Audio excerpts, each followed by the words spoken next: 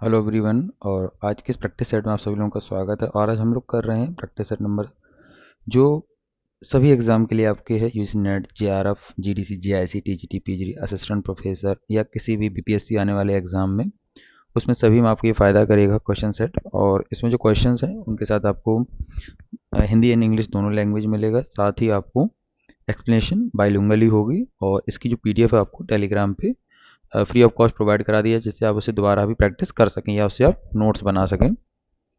Start करते हैं। अगर आप फर्स्ट टाइम विजिट कर रहे हैं चैनल पे या वीडियो देख रहे हैं तो सब्सक्राइब कर लें चैनल को, जिससे आपको जो इस तरीके से वीडियो प्रैक्टिस सेट या अदर कॉन्सेप्ट रिलेटेड वीडियोज़ आपको मिलती रहेंगी। और टेलीग्राम पे ज्वाइन कर लीजिए, जिसको पीडीएफ के लिए मैंने आपको बताया, तो वहाँ अवेल मिल जाएगी आपको। और हमारे क्विजेज़ वगैरह भी होती रहती हैं डेली की, तो आप उसमें भी पार्टिसिपेट कर सकते हैं। उसका स्टार्ट करते हैं अपने फर्स्ट क्वेश्चन के साथ में। और इसको ऐसा ना लेके चलिएगा किसी एग्जाम लिए। अगर आप पॉलिटिकल साइंस के एग्जाम में आप बैठ रहे हैं, किसी भी स्टेट हो या सेंट्रल भर्ती हो, और उसमें ऑप्शनल पेपर है, तो आपके क्वेश्चन बहुत ही हेल्प करेंगे। और अगर आप हमारी पुरानी प्रैक्टिस सेट भी देखे जाएंगे तो आपको बहुत सारे क्वेश्चंस आपको एग्जाम में मिलेंगे। तो पहला आपके सामने क्वेश्चन है, who hand written wrote the original constitution of India. तो आपको जानकारी होनी चाहिए कि जो पहला संविधान, मूल संविधान लिखा गया था, बेसिकली वो हैंड रिटन है संविधान। ठीक है।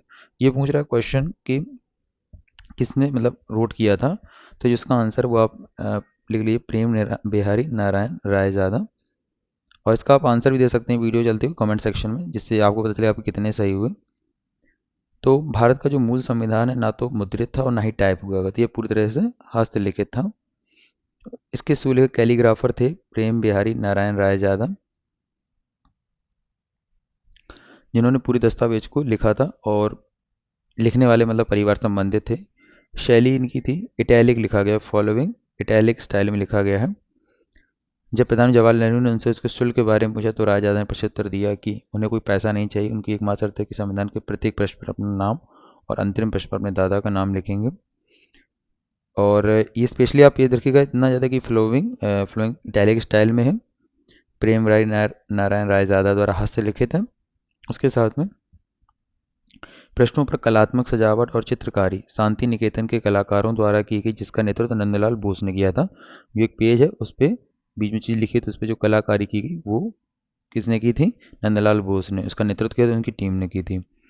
6 महीने लगे थे इस काम को पूरा करने के लिए, 303 पिंडम का, बट इतना डिटेल नहीं। बट हाँ, अगर आपको कुछ याद करना, जैसे फॉर एग्जांपल इस टेबल को आप बना लीजिएगा। कैलीग्राफर रहे हैं प्रेम बिहारी नारायण राय ज़्यादा। आर्टिस्टिक कलाकार रहे हैं नंदलाल बोस एंड टीम। शैली रही इटैलिक कैलीग्राफी की, ठीक है। और प्रिजर्वेशन किया गया nitrogen field cases in the parliament library में, उसको रखा गया जो ओरिजिनल हाथ से लिखा गया था। तो आपसे क्वेश्चन दो तो मेनली तीन तो पूछे या जो मैंने आपको बताया ये इंपॉर्टेंट है। ये कि पहला पूछा जाएगा कि इटैलिक कैलीग्राफी हाथ से लिखा था कि नहीं लिखा था, ये पूछा जा सकता है। और कलाकार कौन थे? नंदलाल बोस एंड टीम थी उसकी। और कैलीग्राफर थे प्रेम बिहारी नारायण रायजादा। अगला क्वेश्चन है, which of the following is not a function of the UK parliament. यानी यूके का संसद का क्या कार्य नहीं है? Making laws, framing government policy, enforcing laws या डिबेटिंग नेशनल इशू। तो अगर आप देखेंगे तो इसमें सिर्फ एक चीज़ है जो नहीं होगी, वो होगा कानूनों को लागू करना। ये यूके की जो संसद सर्वोच्च विधायी क्यों नहीं है? उनका मुख्य काम है सिर्फ कानून को बनाना। कानूनों को लागू करना होता है कार्यपालिका कार्य, सरकार है, पुलिस और सिविल सेवा है, न्यायपालिका अदालतों की जिम्मेदारी है। संसद कानून बनाती, लेकिन उनके पास इस जमीन पर लागू करने या जबरदस्ती का पालन करने का तंत्र नहीं होता है।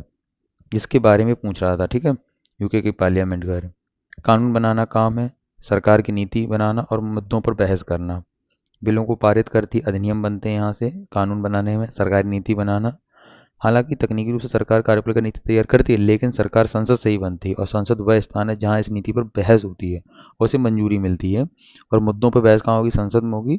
विशेषकर अगर इस ऑप्शन में थोड़ा सा हो सकता है कॉन्ट्राडिक्ट करे कि लगे कोई और ऑप्शन होता है, नहीं भी हो सकता है। बट आंसर की ने कानूनों को मुद्दा करना माना है इसमें। अगला क्वेश्चन है, which of the following is not classified as a new social movement. अच्छा, ये चीज़ आप बड़ा गौर करके जाइएगा। अगर आपके एग्जाम में सिलेबस आप देखेंगे तो पूछा जाता है सोशल मूवमेंट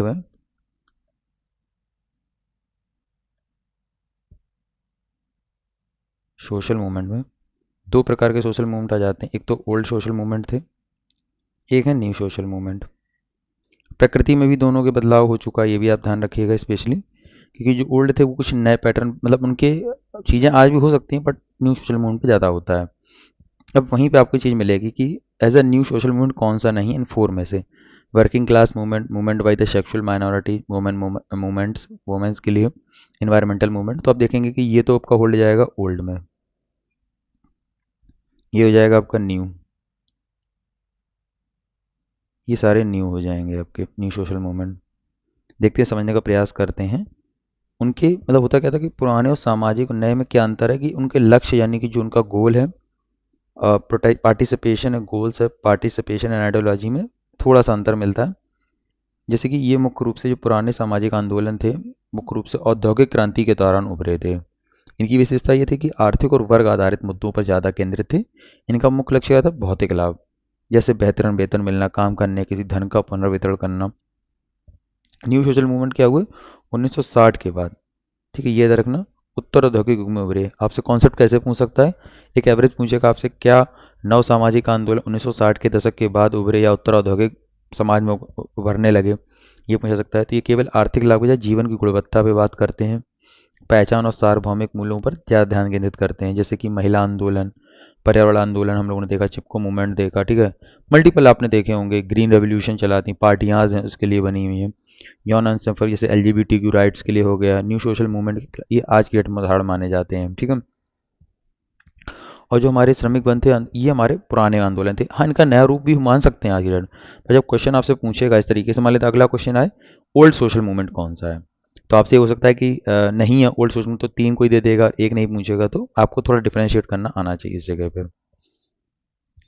और पुराने सामाजिक आंदोलन में जैसे कि श्रमिक वर्ग का आंदोलन, मैंने आपको एक लिस्ट दे दी है, नोट कर लीजिएगा। श्रमिक वर्ग का आंदोलन आपका हो जाएगा। किसान आंदोलन आपका पीजेंट मूवमेंट हो जाएगा, जो भूमि सुधार, जमींदारी उन्मूलन और फसलों के उचित मूल्य पर केंद्रित है। एक होता है एंटी कॉलोनियल मूवमेंट था, विदेशी साम्राज्यवादी शासन से राजनीतिक स्वतंत्रता प्राप्त करने के लिए उद्देश्य से राष्ट्रवादी संघर्ष। एक है सोशलिस्ट एंड कम्युनिस्ट मूवमेंट था, पूंजी संरचना को उखाड़ फेंकने और धन को समान रूप से परिवर्तन करने के लिए वैचारिक संघर्ष था, जैसे मार्क्स जैसे थिंकर हो गए, लेनिन ने भी प्रयास किया, ठीक है, स्टालिन भी हो गए। तो बेसिकली ये ओल्ड हैं, लेगेसी वाले थे।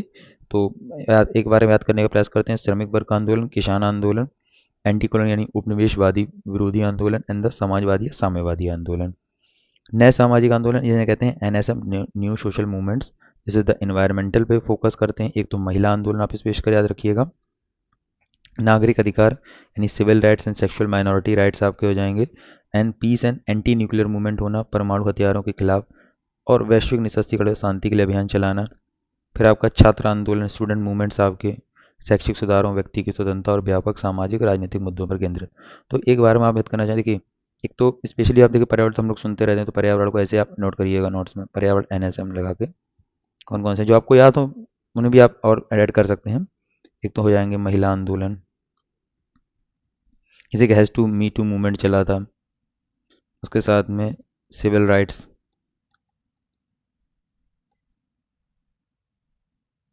और पीस एंड न्यूक्लियर,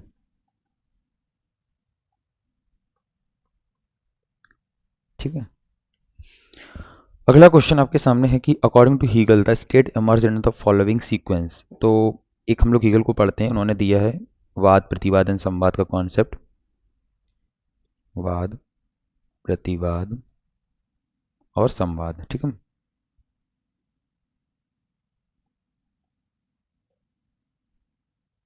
ठीक है, अब इससे क्या निकला कि इन्होंने सीक्वेंस मुझे कैसे कैसे राज्य का उदय होता है। तो हम यहाँ जानेंगे कि परिवार होगा, परिवार से नागरिक समाज बनेगा, ठीक है। तो ये हो जाएगा वाद, ये प्रतिवाद, और ये एक ऐसे जगह पहुंच रहा है, दोनों चीजें मतलब लास्ट वाला इससे निकल के नागरिक समाज के बाद राज्य पे, स्टेट, ठीक है। तो हिगल के हिसाब से राज्य की आज्ञा पालन करना आइडियलिस्टिक अप्रोच के व्यक्ति थे और थिंकर्स थे, जो ऐसा चीज लिख रहे थे कि राज्य को ही सर्वोपरि आपको मानना चाहिए, ठीक है। तो इनके बारे में थोड़ा सा पढ़ने का प्रयास करते हैं। जैसे कि हेगल ने ऑब्जेक्टिव स्पिरिट के विकास को एक द्वंद्वात्मक प्रक्रिया के माध्यम से जैसे बताया, थीसिस, एंटीथीसिस, सिंथेसिस। आपसे क्वेश्चन कैसे किया जाएगा कि बताइए ये जी चीजें किसने दी है, तो बेसिकली आप हेगल को ऑप्शन में करके आइएगा। थीसिस क्या थी? इसमें परिवार था, यह पहला चरण है, यहाँ प्रेम और परोपकार पर आधारित है, यहाँ व्यक्ति प्राकृतिक स्नेह से बंधे होते हैं, लेकिन उनकी व्यक्तिगत इकाई के भीतर सीमित होती है, यानी कि फैमिली यहाँ पर, ठीक है, सीमित है। उसके बाद में विपक्ष क्या है, इसका एंटीथीसिस क्या है, नागरिक समाज। जैसे जैसे बच्चे बड़े होते हैं, परिवार छोड़ते हैं और वे नागरिक समाज में प्रवेश करते हैं, ये सार्वभौमिक अहंकार, यूनिवर्सल ईगोइज्म का होता है, जहाँ व्यक्ति अपने हितों और जरूरतों के लिए प्रतिस्पर्धा करते हैं या परिवार की एकता के विपरीत होता है। देखिए, पक्ष में परिवार में एकता है, यहाँ परिवार में विपरीत हो जाएगा, नहीं, एकता नहीं है, और सार्वभौमिक अहंकार है, ठीक है। समन्वय क्या किया, दोनों की चीजें ले ली, जिस प्रकार से राज्य एक सर्वोच्च चरण होगा, यह परिवार की एकता को नागरिक समाज की तो व्यक्तिगत स्वतंत्रता के साथ जोड़ता है। हेगल ने प्रसिद्ध रूप से राज्य को पृथ्वी पर ईश्वर का अवतरण, मार्च ऑफ गॉड एन अर्थ कहा था। यह नागरिक समाज के संघर्षों को हल करता है।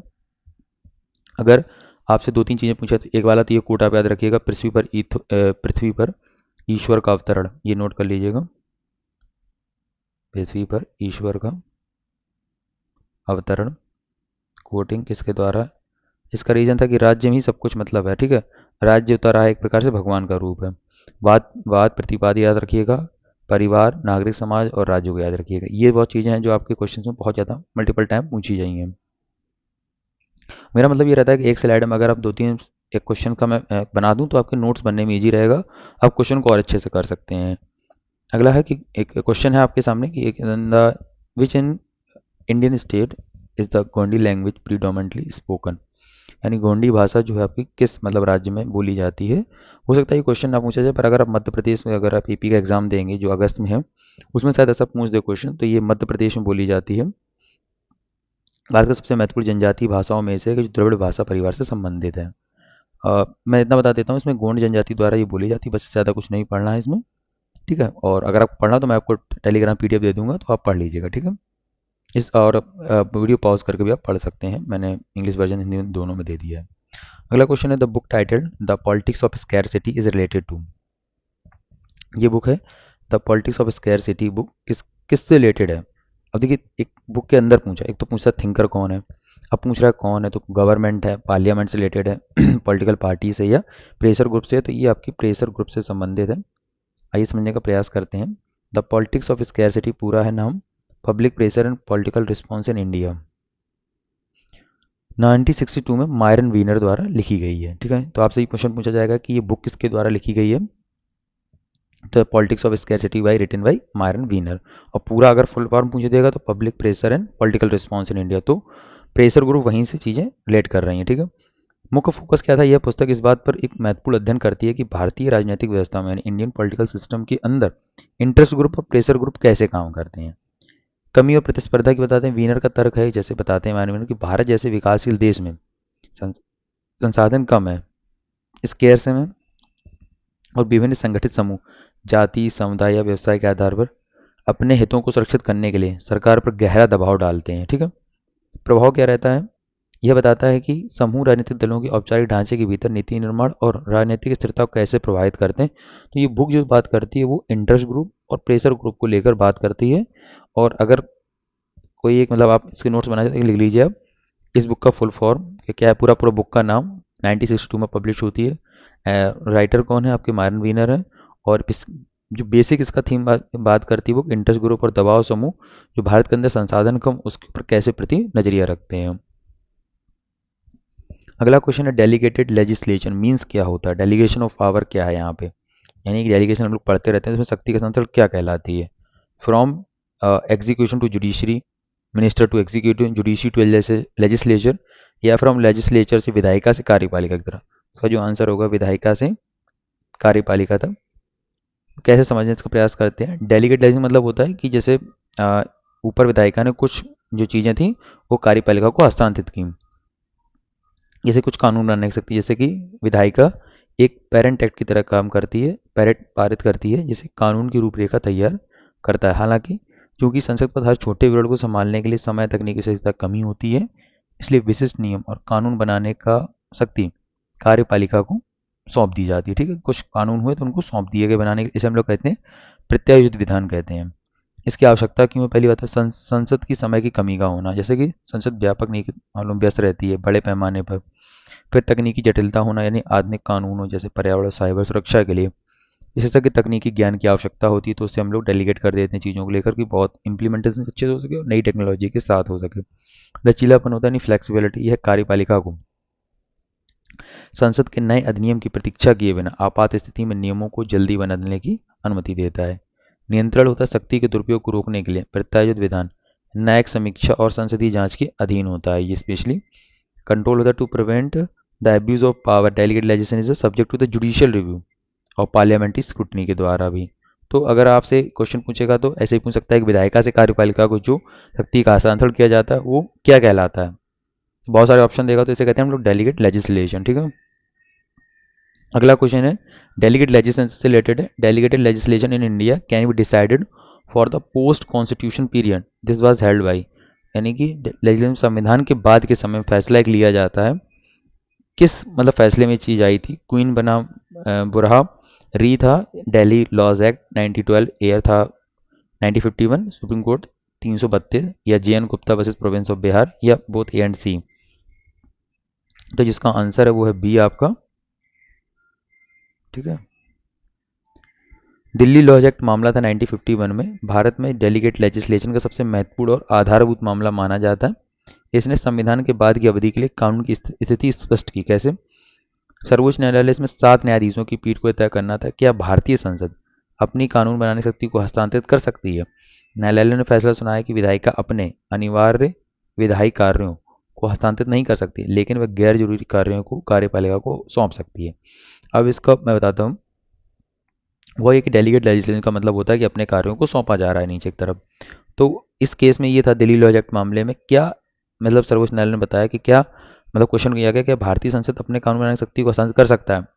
तो न्यायालय ने ऐसा सुना विधायिका अपने अनिवार्य विधायी कार्यों को छोड़कर जो गैर जरूरी कार्य उनको ट्रांसफर कर सकता है। ठीक है, और ये है 1878 का है मामला था। ठीक है, क्वीन बनाम वाला जो संसद विधान से संबंधित था। लॉज एक्ट 1951 आपको बता ही दिया कि स्पेशली इसी के लिए था। ठीक है, तो विधायिका से मतलब कहने का ये था कि आपने जो मेन काम है जो इंपॉर्टेंस के हैं उसको आप डेलीगेट ना करके आप खुद ही बनाएं। इस फैसले ने स्थापित किया कि अत्यधिक प्रत्यायोजन एक्सेसिव डेलीगेशन असंवैधानिक है। यानी जितने काम थे आपने आपको काम मिला, आपने ए का काम A to Z काम सारे डेलीगेट कर दिए, आपने कुछ नहीं किया। तो इसके लिए थोड़ा सा सीमा तय करने का प्रयास किया इस केस ने। Delhi laws act case 1951। और ये भी याद रखिएगा, डेट भी पूछ सकता है कब आया था, तो बेसिकली आप थोड़ा नोट करके रखिएगा इसको। अगला है कि what is a comparative politics. हम लोग कंपैरेटिव पॉलिटिक्स पढ़ते रहते हैं, तो क्या है इसका मतलब? तो राज्य समाज का तुलनात्मक विश्लेषण यानी state and comparative analysis of the state society, society and comparative analysis of society and society, systematic analysis of social behaviour, system analysis of political behaviour. क्या है तुलनात्मक राजनीति? तो इसका आंसर होगा डी, यानी कि जो हमारे राजनीतिक व्यवहार का व्यवस्थित विश्लेषण करना, systematic analysis of political behaviour. तुलनात्मक राजनीति का अर्थ क्या होता है? विभिन्न राजनीतिक व्यवस्थाओं में पाए जाने वाले राजनीतिक व्यवहार, संस्थाओं, प्रक्रियाओं और संरचनाओं का व्यवस्थित अध्ययन करना। इंग्लिश वर्जन यहाँ दिया गया। Systematic analysis of political behaviour, institutions political process में structure across different political system के अंतर्गत। आधुनिक तुलनात्मक राजनीति केवल राज्य संविधान तक सीमित नहीं है। जो करंट मॉडर्न पीरियड में इस बात का अध्ययन करती है कि राजनीतिक व्यवहार वास्तव में कैसे कार्य करता है, और इसके लिए वैज्ञानिक एवं तुलनात्मक पद्धतियों का प्रयोग किया जाता है।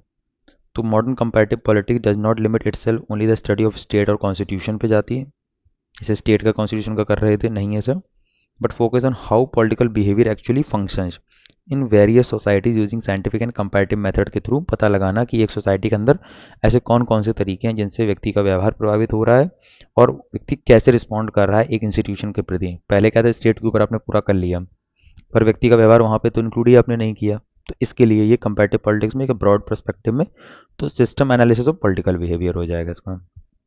अगला है the first all India conference of Lokayukta was held in Shimla in. अब ये क्वेश्चन आपको पहली बार मिलेगा क्योंकि आपने लोकायुक्त के बहुत सारे क्वेश्चन किए होंगे कि लोकायुक्त कब आया, किस दिन पहले आया, किसने क्वाइन किया, ये आपने पढ़ा होगा। हम लोग बात करते हैं कि लोकपाल लोकायुक्त की सबसे चर्चा कब हो रही थी संसद में, कब पारित करने का प्रयास किया गया, कब बना इंडिया के अंदर, कौन से देश में पहले लागू हुआ। ठीक है, ये सब चीज़ें पढ़ते हैं। ये क्वेश्चन आया था लोकायुक्त का पहला भारतीय सम्मेलन शिमला में कब हुआ, तो ये हुआ 1986 में। इसे आप नोट कर लीजिएगा स्पेशली में। और महाराष्ट्र वाला तो आपको पता है, सबसे पहले महाराष्ट्र में लागू हुआ था ये। तो भ्रष्टाचार से लड़ने और जन शिकायतों को दूर करने के लिए विभिन्न भारतीय राज्यों में लोकायुक्त संस्थान की स्थापना की गई। कब? 1986 में। मैं लिख देता हूँ यहाँ पे। एक सम्मेलन होता है, ठीक है, याद रखना। पहला सम्मेलन होता है लोकायुक्तों और उप लोकायुक्तों का सबसे पहला अखिल भारतीय सम्मेलन हिमाचल प्रदेश के शिमला में आयोजित किया गया था। सितंबर 1986 में आयोजित किया गया था। उद्देश्य क्या था? यह बैठक शक्तियों की एकरूपता, विभिन्न राज्यों में संस्थान की स्थिति और लोक सेवकों के खिलाफ भ्रष्टाचार के मामलों की जांच में आने वाली चुनौतियों पर चर्चा करने के लिए आयोजित की गई थी। भारत में भ्रष्टाचार विरोधी ढांचे को मजबूत करने के लिए कई सम्मेलन जैसे बेंगलुरु, दिल्ली और जयपुर में आयोजित किए जा चुके हैं। तो आपसे पहला पूछेगा, याद कर लीजिए, 1986 में शिमला में। किससे रिलेटेड है आपका? लोकायुक्ता। ठीक है, the first conference of Shimla. अब याद रखिएगा कि फर्स्ट ऑल इंडिया कॉन्फ्रेंस कब होती है इसकी? तो शिमला होती है, ठीक है, 1986। उसके साथ में first year to pass the act का सबसे पहले किसने पास किया था? तो उड़ीसा ने सबसे पहले पास कर दिया। पर स्टैब्लिश पूछा जाएगा तो महाराष्ट्र होगा, ठीक है। और रिसेंट सेंट्रल लेजिस्लेशन में क्या किया गया? लोकपाल एंड लोक एक्ट बनता है 2013 के द्वारा। तो देखिए, चार क्वेश्चन, चारों अलग अलग टाइप के। मैंने बताया ऑल इंडिया कॉन्फ्रेंस शिमला में कब होती? तो 86 याद रखिएगा। उड़ीसा में स्टेबलिशन किया गया सबसे पहले। एक्ट पास तो कर दिया गया, बट लागू महाराष्ट्र में हुआ। और सेंट्रल लेजिस्लेशन से क्या मतलब? केंद्र सरकार के द्वारा लोकपाल एंड लोक एक्ट बन गया 2013 में पास हुआ है। इतनी सारी चीज़ें आपको पता होनी चाहिए क्वेश्चन के बाद। Question, in which year was new humanism a manifesto publish? तो जो बुक है न्यू ह्यूमनिज्म ए मैनिफेस्टो कब पब्लिश होती है? तो 1947 में पब्लिश होती है, written by M N Roy. ठीक है, ये उसका फ्रंट पेज का था। एम एन रॉय क्रांतिकारी विचारक थे, ठीक है, याद रखिएगा, जो मार्क्सवाद से हटकर एक नए दर्शन की ओर बढ़े थे। इन्हें रेडिकल ह्यूमनिज्म या न्यू ह्यूमनिज्म कहा। तो क्वेश्चन बनता है कि रेडिकल ह्यूमनिज्म और न्यू ह्यूमनिज्म किससे रिलेटेड है? तो this is the M N Roy related, ठीक है।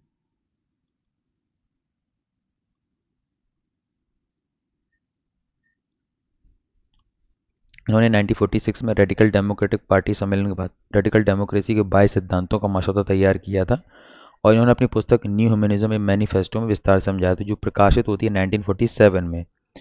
इस विचार पुस्तक में यह थे कि व्यक्ति की संप्रभुता पर ही जोर देती है और नैतिकता को जैविक जड़ों से जोड़ती है।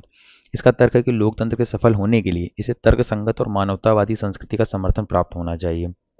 पार्टी का जब विघटन होता है 1948 में, रेडिकल डेमोक्रेटिक पार्टी को भंग कर दिया गया था, ताकि इसकी वजह एक सामाजिक आंदोलन चलाया जा सके। तो आपको क्या क्या चीज़ें याद रखनी इस क्वेश्चन से? तो न्यू ह्यूमनिज्म में manifesto book written by M N Roy, Manvendra Nath Roy. और उसके साथ में कब? 1947 में। कॉन्सेप्ट क्या था कि इन्होंने जो पार्टी बनाई थी उसके लिए कुछ सिद्धांतों का इसमें वर्णन किया था। और एक चीज़ बहुत अच्छे से याद रखिए, radical humanism related to the M N Roy. ये इसका इंग्लिश वर्जन हो जाएगा, ठीक है। अगला क्वेश्चन है, in the Indian context which of the following is true? यानी कि भारतीय संदर्भ में निम्नलिखित में से कौन सा सच है? The caste system is entering into politics. जाति व्यवस्था कम हो रही है लेकिन वर्ग व्यवस्था मौजूद हो रही है। तो आप जानते हैं आज की डेट में आसपास कि ऐसा तो कहीं देखने को नहीं मिल रहा है। वर्ग और जाति एक दूसरे पर हावी हो रही, ये थोड़ा सा कम समझ में आया। जातियाँ खत्म हो रही, ऐसा हो जाए तो भारत कुछ अलग दिखाई, पर ऐसा नहीं हो रहा है। तो ये है जाति व्यवस्था राजनीति में प्रवेश कर रही है, आप याद रखिएगा। The caste system entering into the politics. How मतलब कैसे? तो भारत में जाति और राजनीति का संबंध एक तरफा नहीं, इसे जाति का राजनीतिकरण के रूप में जाना जाता है, ठीक है। जाति का राजनीति और थिंकर जिन्होंने लिखी हैं चीज़ें, रजनी कोठारी, आप रखिएगा स्पेशली। अब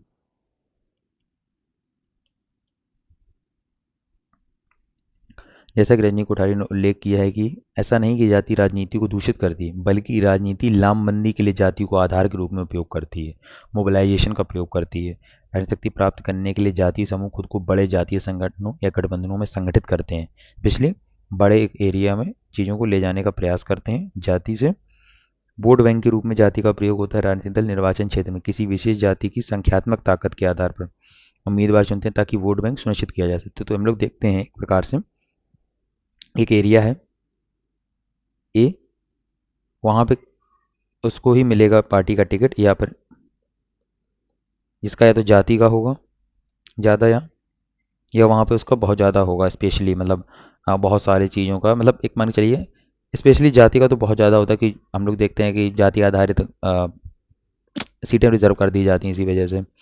माइनॉरिटी भी देखते हैं वहाँ पे लोग चीज़ें। तो अगर इस क्वेश्चन को अगर एक ब्रॉड लेवल में बनेगा जब भी कॉन्सेप्ट बेस में, तो ये और भी ज़्यादा बन सकता है कि जैसे 5 स्टेटमेंट आपसे दे दिए, ठीक है, और आपसे पूछेगा 1 2 3 सही है, 4 5 सही है, या 1 2 4 सही है, या 1 2 5 सही है, कि आप बताइए कि जाति का राजनीति में इंटरफेरेंस है या नहीं है। हम लोग देखते हैं कि ऐसा है या नहीं है, मतलब है या नहीं में पूछेगा, किस थिंकर ने क्या कहा है, किस पे बुक लिखी है, तो आपको ये थोड़ा सा अच्छे से पढ़ना पड़ेगा इस क्वेश्चन को लेकर, ठीक है। पॉलिटिसाइजेशन ऑफ कास्ट याद रखिएगा, स्पेशली रजनी कोठारी। अगला क्वेश्चन है Deendayal Upadhyay integral humanism concept, के पहले तो याद कर लीजिएगा। इस सीन एज रिस्पॉन्स है, मतलब इंटीग्रल ह्यूमनिज्म किसके मतलब जवाब के तौर पर दिया जाता है, और ये तो हमने बताई थी कि दीनदयाल उपाध्याय से रिलेटेड इंटीग्रल ह्यूमनिज्म है। The challenges poses by western ideology and Marxism, यानी पश्चिमी विचारधाराओं मार्क्सवाद से पैदा हुई चुनौतियों के लिए, आर्थिक उदारीकरण और वैश्वीकरण की जरूरत के लिए, धार्मिक धर्मांतरण और धर्मनिरपेक्षता की मांगों के, भारत में पश्चिमी शैली के लोकतंत्र को बढ़ावा देने के लिए।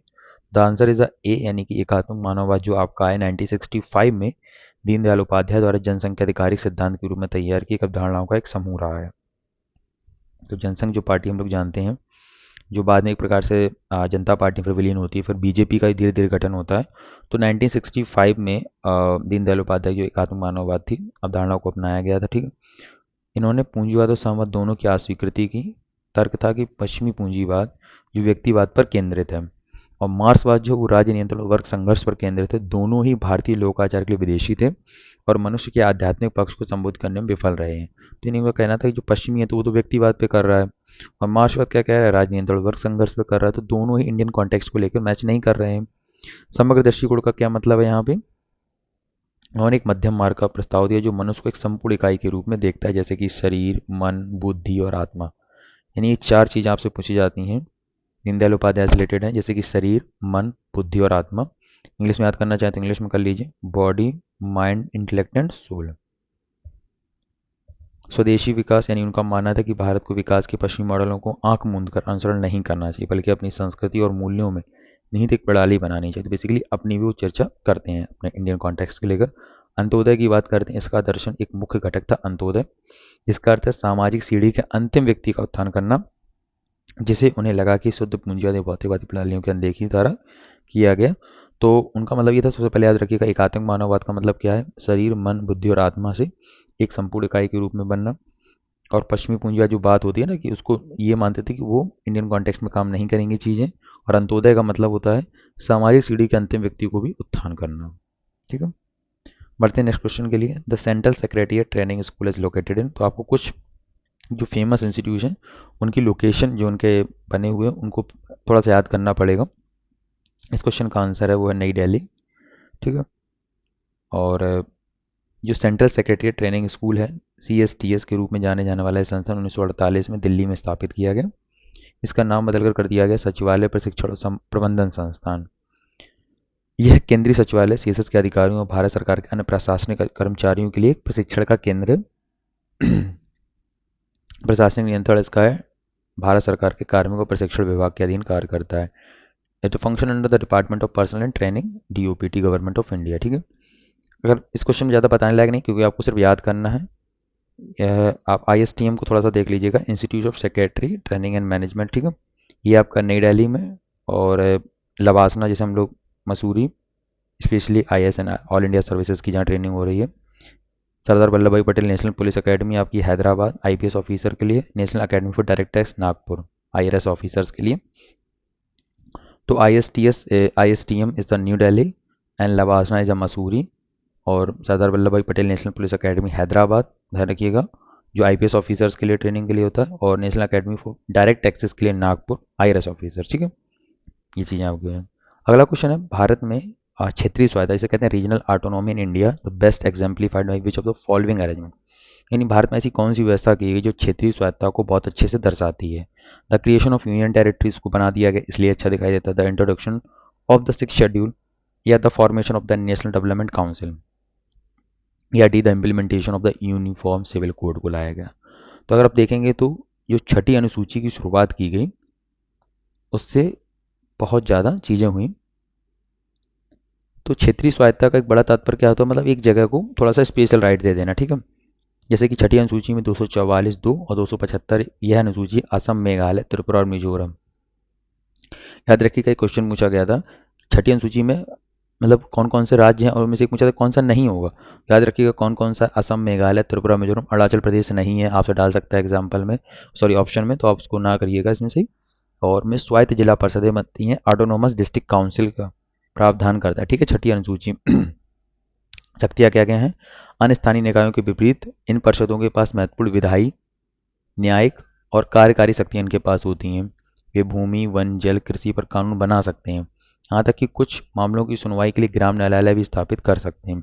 तो बेसिकली एडीसी जो ऑटोनोमस डेवलपमेंट काउंसिल बनाई जाती हैं उनके पास कुछ स्पेशल राइट होते हैं, कुछ लोगों से मतलब जैसे अन्य राज्यों से हटकर भी हैं। जैसे उनके पास विधायी को दे दिया, न्याय को दे दिया, कार्यकारी शक्तियाँ हो गई, कुछ भी कानून बना सकते हैं, भूमि, वन, जल, कृषि पर कानून बना सकते हैं, मामलों की सुनवाई भी कर सकते हैं। यहाँ स्वशासन की बात हो रही, ठीक है। यह व्यवस्था जनजातीय समुदायों को विशिष्ट मामलों में राज्य विधानमंडल के हस्तक्षेप के बिना अपनी अनूठी प्रथाओं, भाषाओं, सामाजिक रीति रिवाजों को संरक्षित करने के लिए भी देती है कि आप ये चीज़ें प्रिजर्व अपनी कर सकते हैं यहाँ पे। तो एक बहुत अच्छा एग्जाम्पल है, आप जानते हैं इस क्वेश्चन में पूछा गया था इसी वजह से कि क्या ऐसा हो सकता है, तो रीजनल ऑटोनॉमी दे के प्रयास किया जाता है कि आप उनको स्पेशली राइट दे रहे हैं वहाँ पे। अगला है कि विच scholar is credit with initiating the new public administration ideology. तो न्यू पब्लिक एडमिनिस्ट्रेशन आइडियोलॉजी शुरू करने का क्रेडिट किस स्कॉलर को दिया जाता है? तो हम लोगों ने पिछले इस सेशन में अगर आप देखा होगा तो हमने बहुत सारे कॉन्सेप्ट पे बात की थी। इसका जो आंसर है वो ए है, यानी ड्वाइट वाल्डो को दिया जाता है एनपीए न्यू पब्लिक एडमिनिस्ट्रेशन की विचारधारा शुरू करने का श्रेय। ड्वाइट वाल्डो ने एक 1968 में मिन्नोब्रुक कॉन्फ्रेंस हुई थी की अध्यक्षता की थी, जिसे एनपीए के जन्म का प्रमुख कारण माना जाता है, जिसे कहते हैं न्यू पब्लिक एडमिनिस्ट्रेशन। तो मिन्नोब्रुक कॉन्फ्रेंस हम लोगों ने क्वेश्चन किया था, आप जानते होंगे फ्रैंक मैरनी का नाम आता है, ठीक है, ये याद रखिएगा। और इसके सम्मेलन होते रहे हैं और इस विचारधारा ने जो केवल दक्षता और मितव्ययिता पर केंद्रित था के बजाय social equality, relevance, values and changes पर बल दिया। अब आपसे क्वेश्चन याद रखिएगा, ड्वाइट वाल्डो को अक्सर नवीन लोक प्रशासन का जनक भी कहा जाता है, father of new public administration, Dwight Waldo. आपसे क्वेश्चन बनता है कि क्या एनपीए के लक्षण कौन कौन से हैं? तो आप याद रखिएगा, सोशल इक्विटी, उसका रिलेवेंस, प्रासंगिकता रखती है, उसके बाद में वैल्यूज़ की बात भी करता है, ठीक है, उसके बाद में चेंजेस पे भी जोर देता है, ठीक है। यानी रिजिड नहीं है मतलब एक प्रकार से, क्योंकि पुराना कहता है केवल दक्षता और रखता था कि हाँ ये एक डायरेक्शन है इसी भी चलना है, बट एनपीए ने कुछ बदलाव किए अपने आप में। तो ये क्वेश्चन पूछा जाएगा आपसे इस तरीके से। हर्बर्ट साइमन आपके जाने जाते हैं डिसीजन मेकिंग थ्योरी के लिए। फ्रेडरिक्स को हम लोग जानते हैं कंपैरेटिव पब्लिक एडमिनिस्ट्रेशन का जनक इनको कहा जाता है, जिन्होंने एग्रेरिया इंडस्ट्रिया मॉडल, आप जानते होंगे प्रिज्मेटिक सोसाइटी के बारे में बात करते हैं, क्लेट्स की बात करते हैं, शाला मॉडल उन्होंने दिया है, बहुत सारी इन्होंने चीज़ें की हैं और कंपैरेटिव पब्लिक एडमिनिस्ट्रेशन जनक तो कहे जाते हैं इनको। और स्पेशली आप याद रखिएगा इनका कॉन्सेप्ट वही वाला प्रिज्मेटिक सोसाइटी वाला वो ज़्यादा पूछा जाता है।